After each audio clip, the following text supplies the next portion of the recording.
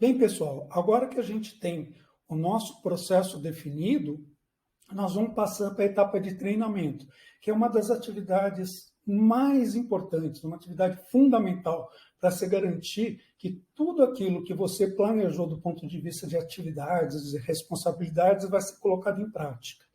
Treinar significa você transmitir os conhecimentos e as práticas básicas para todos os envolvidos do processo conseguirem realizar suas atividades e chegar nos resultados que você planejou. Isso vale para o presidente da empresa, se ele estiver participando do processo, para a liderança e para todos os operadores. Então, vamos pensar em algumas dimensões para a gente poder organizar bem, começando pelo conteúdo. Então, vou falar em níveis de conteúdo. 3 níveis de conteúdo, sendo primeiro uma visão completa do processo e bem pouco detalhada, que vai ser focada no fluxo de processo.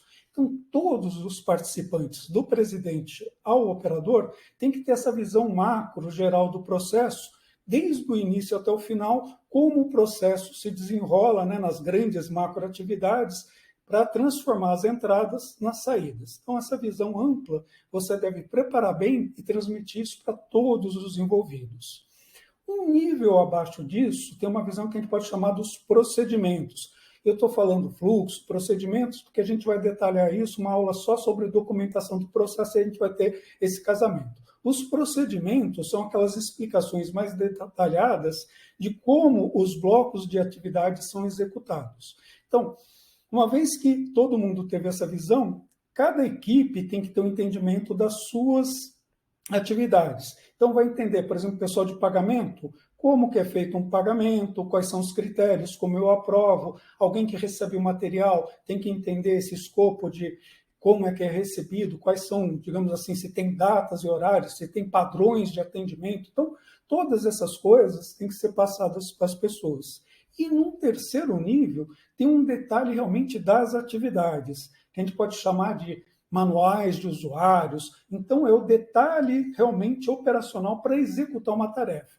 Isso é muito comum para as pessoas que operam sistemas. Então, quando uma pessoa, por exemplo, faz uma transação do SAP, né, que é um sistema de MRP, ela tem que saber em que tela entrar, como operar o campo, que campo ela usa, de onde ela coleta dado, qual transação ela chama. Então, tudo esse detalhe do passo a passo para fazer bastante detalhado está numa instrução de trabalho. Então, os 3 níveis. Uma visão integrada, ampla do processo, uma visão dos blocos de atividades, dos procedimentos do que faz, e um detalhe bastante minucioso, né, bem passo a passo, para quem executa algumas tarefas. Então, não é que todo mundo tem que ter tudo, você vai montar isso em uma estrutura e vai dar esse pacotinho de informação como treinamentos específicos, né? Vão ser as suas aulas, ou são os seus eventos de treinamento, vão ter esses conteúdos. Então, sempre vai ter essa visão geral, mas aquilo que é necessário dos outros blocos, dos outros níveis para cada pessoa.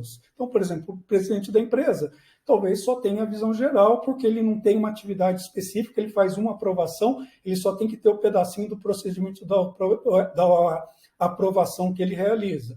Um operador que está lá entrando algum detalhe em sistemas, então ele vai ter a visão geral, o entendimento do procedimento e vai entrar no detalhe profundo de como ele faz aquela transação lá no sistema que ele está utilizando.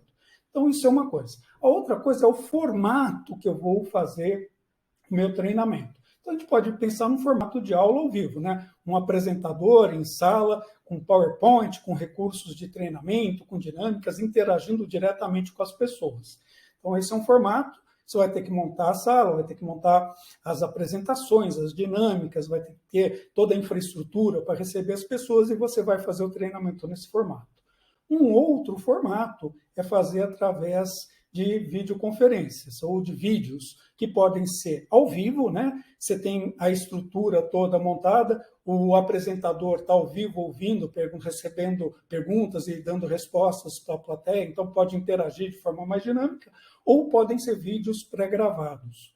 Não é que um formato é bom, o outro é ruim, eles são adequados ou não a cada realidade. O formato de vídeo tem a vantagem de você não ter deslocamento das pessoas. Então, se você precisa dar um treinamento para pessoas que estão no Brasil todo, eventualmente no mundo todo, o formato de vídeo, logicamente, é mais adequado, porque você não tem que ter esse grande deslocamento das pessoas.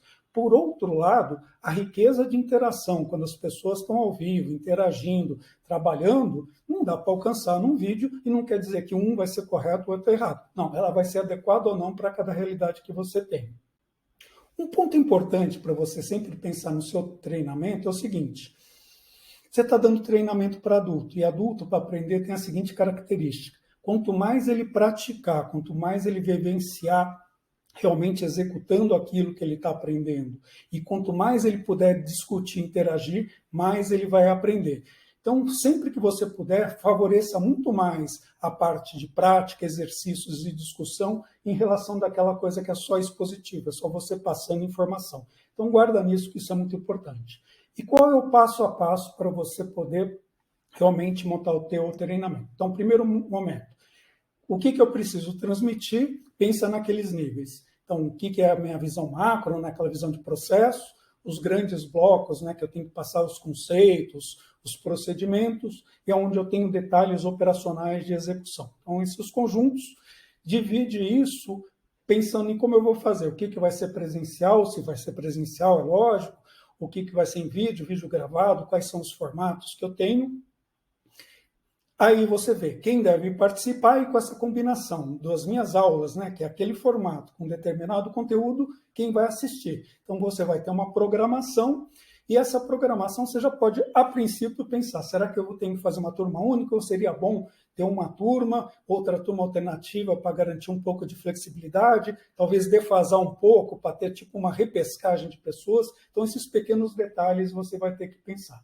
Tem isso, você vai começar a preparar, né? Ter os materiais, se é sala, você tem que providenciar a sala. Aí você vai entrar naqueles detalhes, né? Eu tenho que ter coffee break, eu não tenho que ter coffee break, como é que como que as pessoas vão acessar o material. Então, todos esses detalhes você vai estar bem preparadinho. Aí, você tem as pessoas, você tem as coisas preparadas, você faz uma programação e aí começa a convocar as pessoas. Então, dois aspectos nesse lado. Talvez você precise fazer uma comunicação, explicar o porquê o treinamento é importante, do que se trata, porque eventualmente nem todos participaram tão intensamente do teu projeto de mapeamento. Então, se você comunicar melhor, você vai ter mais chance das pessoas terem uma boa participação. E aí faz a convocação. Lembra que quando você convoca, tem pessoas que têm outras atividades, tem férias, então vai ter que ter todo um trabalho teu para garantir a participação das pessoas. Aí você vai executar os treinamentos, põe em prática da forma que você planejou, e é importante você acompanhar e validar disso. Você pode também ter atividades complementares. Por exemplo, você pode recomendar leitura de livros, artigos, vídeos na internet que dão assuntos complementares que você pode passar para as pessoas com uma forma de complemento. Inclusive, se você tiver oportunidade, por exemplo, visitar uma outra empresa que pratica o processo da forma como você planejou. Então, é claro que isso é uma coisa muito mais elaborada do ponto de vista de execução, mas são alternativas para você pensar. E agora vamos pensar no seguinte aspecto. Uma coisa, quando você terminou o trabalho, digamos assim, você quer dar um banho de loja, né? Você quer dar um impacto grande, então você vai treinar todo mundo, né? Passar o conteúdo que você desenvolveu para toda a organização. Só que de tempos em tempos, você tem que pensar em dois aspectos. Primeiro, será que esse processo ele exige fazer uma reciclagem periódica, talvez a cada ano? Se eu vou reciclar, é o mesmo material, ou eu posso dar uma visão mais simplificada? Outro ponto, os novos funcionários, quando entrarem, como é que eu vou dar o treinamento? Às vezes é difícil montar toda a estrutura de treinamento para uma pessoa. Aí, nesse caso, você tem uma boa documentação, você tem aulas gravadas em vídeo, ajuda muito até você chegar num período de reciclagem e poder ter uma turma. Outro ponto também que é importante é, de tempo em tempo, o teu processo vai evoluir, vai melhorar. Se você praticar, né, o PMK, como eu falo, né, o Projeto de Melhoria Kaizen, você vai fazer grandes transformações. Então, você tem que manter, de alguma forma, o teu processo atualizado. Então, dose à mão, né? Se você fez uma pequena melhoria, talvez uma comunicação com alguma instrução básica seja o suficiente. Se você fez uma grande transformação, talvez exija novamente um treinamento, como a gente falou aqui. Então, pessoal, esse ponto de treinamento vai se casar com duas coisas importantes que a gente vai falar, que é a parte de documentação, que ajuda a preservar o conhecimento e te orienta no treinamento, e a gestão da mudança. Você pensar em tudo isso que a gente está falando de uma forma mais sistêmica, mais focada na liderança do processo de transformação da organização.